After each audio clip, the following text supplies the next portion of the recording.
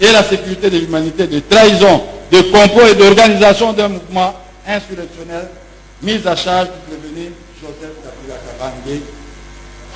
sénateur à vie. De le condamner en conséquence, sans admission de circonstances atténuantes,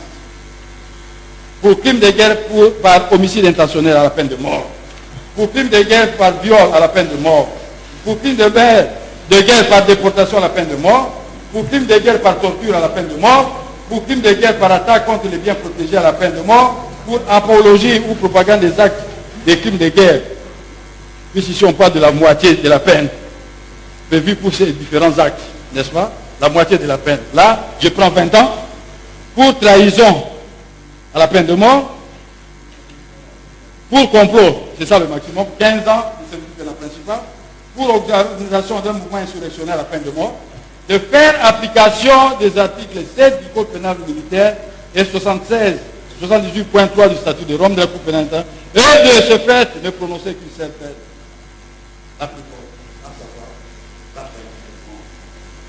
De le condamner également au paiement de frais d'instance à tarifier par le greffe de votre